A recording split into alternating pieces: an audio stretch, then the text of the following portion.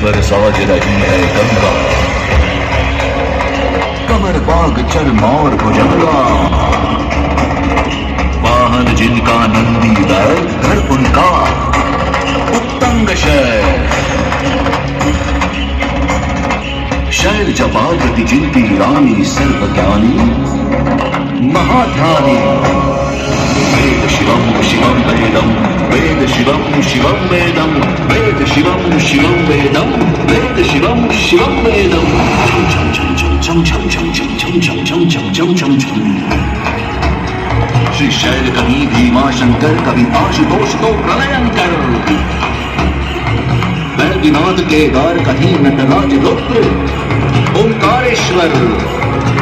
वेद शिवम शिवम वेदम, वेद शिवम शिवम वेदम, वेद शिवम शिवम वेदम, वेद शिवम शिवम वेदम। छम छम छम छम छम छम छम छम छम छम छम।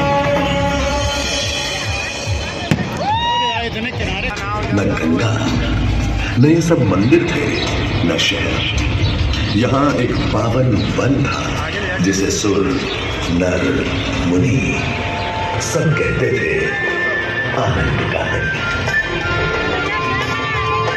उस समय केवल कोल, शबर, भील, भर, निषाद आदि मूल निवासी यहाँ के वनों में विचरण करते थे और नदियों झीलों पर मेरी बस्ती बना वाराणसी कहलाने लगा। उषा काल में इस बस्ती पर सूरज का ऐसा सुंदर प्रकाश पड़ता था कि इसका दूसरा नाम काशी यानी रोशनी का शहर काशी पड़ गया।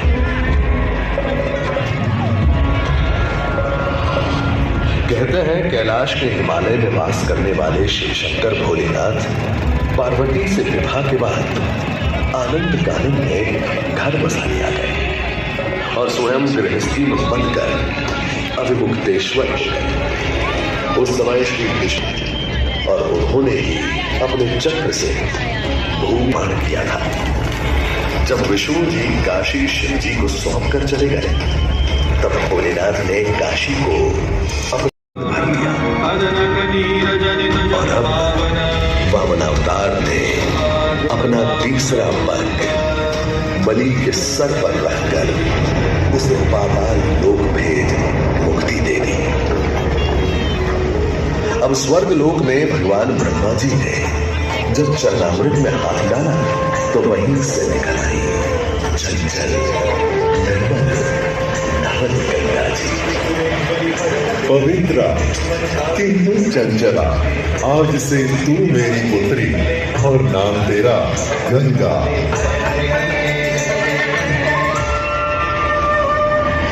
उधर कुछ समय बाद सतयुग में इक्ष्वाकु कुल के सूर्यवंशी राजा सगर ने सारे संसार को जीतने के लिए एक अश्वमेध यज्ञ का संकल्प किया।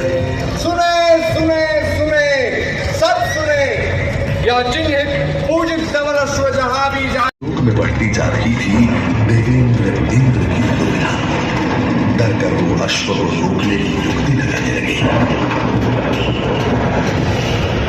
और उसे छल से महर्षि कपिल के आश्रम में बांध दिया।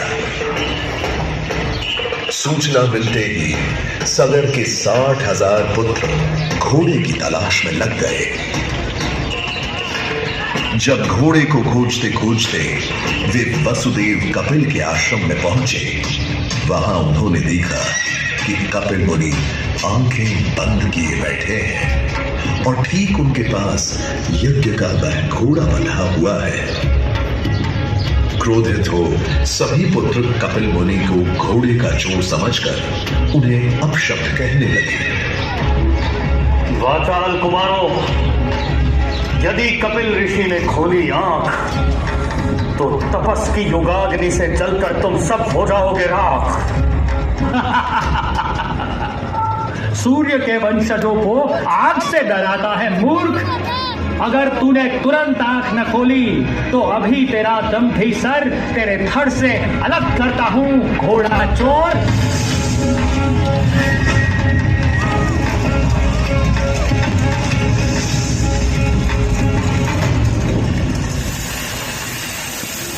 उधर सगर चिंतित थे।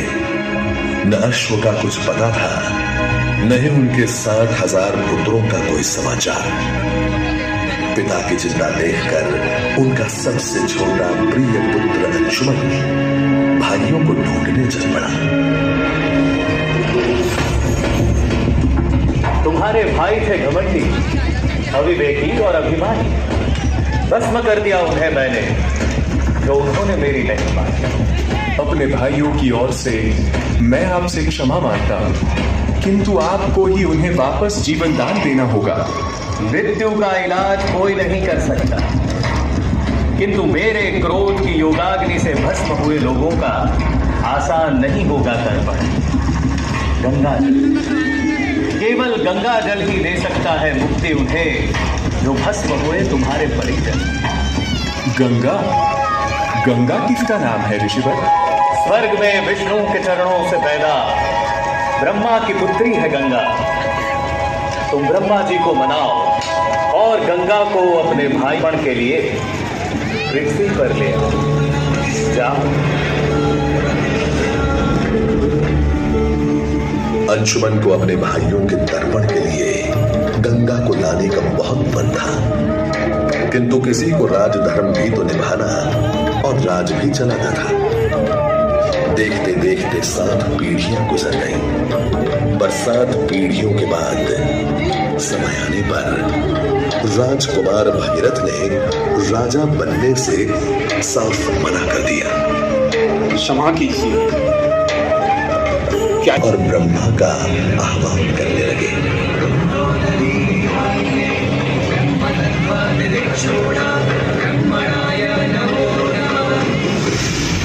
पुत्र भगीरथ, हम तुम्हारे तप से प्रसन्न हैं। बताओ, क्या आशीर्वाद चाहिए?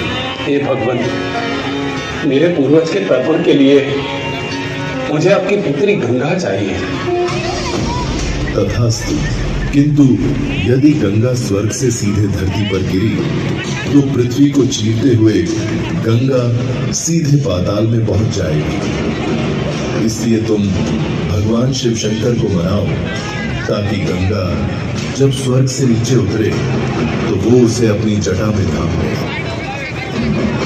अब भगीरथ ने एक अंगूठे पर खड़े होकर भगवान शंकर को मनाने के लिए शिव शंकर का जाप शुरू कर दिया।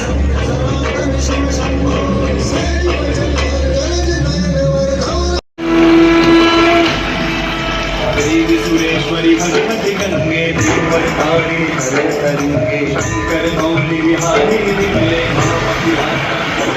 गंगा ने भगीरथ के साथ गंगा सागर जाकर सगै के पुत्रों का उद्धार किया,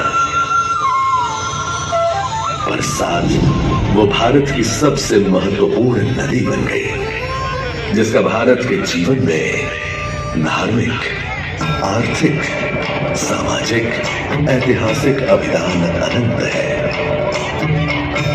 वेदों, उपनिषदों और महाभारत में जहां काशी वाराणसी के महत्व का बयां है, वहीं स्कंद पुराण में काशी खंड में भी इस पावन भूमि का है बखान।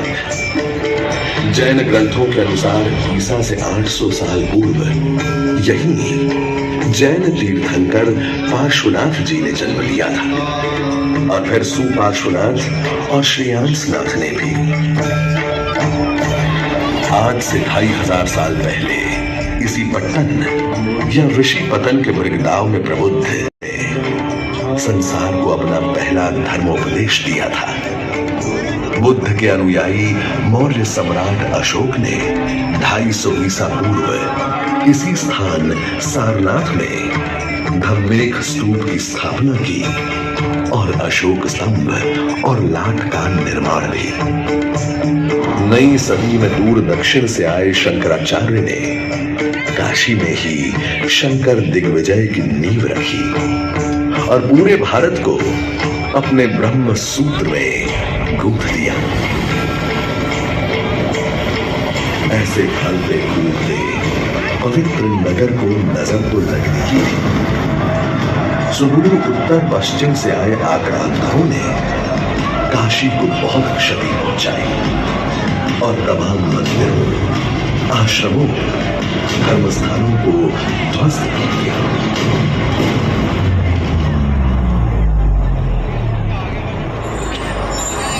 उसके कुछ समय बाद यहाँ पैदा हुई एक ऐसी भक्ति जिसे मिटाना गिराना असंभव था। संत कबीर की वाणी से फूट निकली एक ऐसी भक्ति धारा जिसमें नहाने कभी गुरु नानक देव काशी आए, तो कभी भक्त सूरदास, तो कभी चैतन्य महाप्रभु, कभी संत कवि एकनाथ, तो कभी मीराबाई।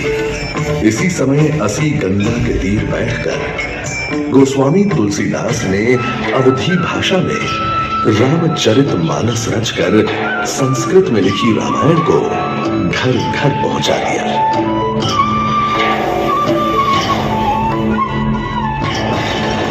समयांतर में इंदौर महेश्वर की महारानी अहिल्या विश्वनाथ मंदिर का फिर पुनः निर्माण करवाया। उन्होंने नए घाट बनवाए और सैकड़ों कुएं, तालाब, मंदिर, धर्मशालाएं, सड़कें भी बनवाई। काशी पर उनकी विशेष कृपा दृष्टि थी और इस क्षेत्र में पंचक्रोशी परिक्रमा के लिए नया मार्ग, कई घाट और गंगा पर मंदिर भी महारानी ने बनवाया।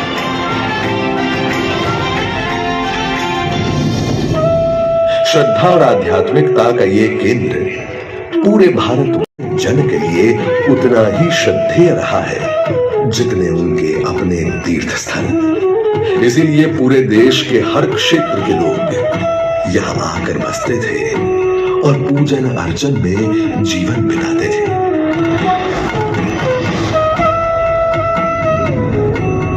ऐसे ही कई परिवार तमिल क्षेत्र से भी यहाँ बसे थे, जिनमें थे तमिल कवि सुब्रमण्यम भारती के परिजन चिन्ना स्वामी सुब्रमण्या भारती यानी बालक सुबैया, जिनकी कम उम्र में ही संगीत, भाषा, कविता पर पकड़ देखकर लोगों ने उन्हें सरस्वती पुत्र भारती का खिताब दे दिया। आज यहाँ हो रहे काशी तमिल संगमम उसी परंपरा को आगे बढ़ाने और देश को एक करने के काम में लगे हुए हैं। पर हाँ, अगर आपको यहाँ आने के बाद भी किसी ने नहीं बताया कि हम ये जगमग देव दिवाली मनाते किस लिए हैं, तो उसकी भी कहानी हमसे। कहते हैं राक्षस त्रिपुरासुर की तपस्या से प्रसन्न होकर गणेश जी ने त्रिपुरासुर को अपना विशेष आशीर्वाद दिया था और उन्हें 3 नगर या त्रिपुर वरदान में दिए थे। साथ ही उन्हें यह भी वरदान था कि भगवान शिव शंकर शंभो के अतिरिक्त कोई कभी कहीं उसके प्राण नहीं ले पाएगा। इस तरह अपूर्व शक्तियों का मालिक गया था राक्षस त्रिपुरासुर। बस अब क्या था, राक्षस त्रिपुरासुर ने पहले देवताओं से स्वर्गलोक छीन लिया, फिर धरती वासियों से ये लोक, और तो और उसने स्वयं शिव जी से उनका कैलाश भी मांग लिया और वो कैलाश छोड़कर मलयगिरी पर रहने को मजबूर हो गए। त्रिपुरासुर ने देवताओं का काशी में प्रवेश भी बंद करवा दिया। अब सब ने मिलकर शिव जी से प्रार्थना की कि वो ही कोई उपाय निकाले और राक्षस त्रिपुरासुर का अंत करे। और भगवान शिव त्रिपुरासुर से संग्राम करने को तैयार हो गए। त्रिपुरासुर, तू तो मेरे पुत्र का भक्त है, तो तू क्या थोड़ा रुक कर मुझे मेरे पुत्र को याद करने भी ना देगा? देखते देखते शिव के हाथ में ऐसा धनुष आ गया जिसकी प्रत्यंचा बनी थी वासुकी नाग से और बाण था विष्णु जी का वज्र। पृथ्वी उनका रथ बनी जिसके 2 पहिए थे, सूर्य और चंद्र। गणेश जी का जाप करते करते उन्होंने धनुष बाण चलाना शुरू कर दिया और देखते ही देखते राक्षस त्रिपुरासुर अपने अंत को सिधार गया।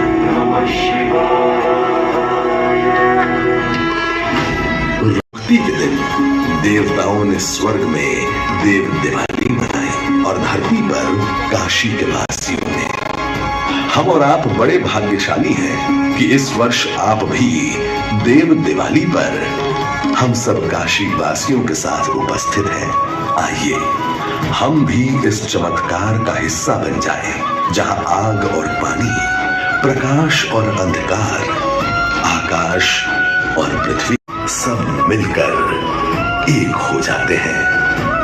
आज इस देव दीपावली के अवसर पर घाट जुड़ने जा रहा है और यह कोई साधारण नहीं, काशी का सबसे विशाल लगभग 1.5 किलोमीटर लंबा घाट है जिसका नाम है नमो घाट।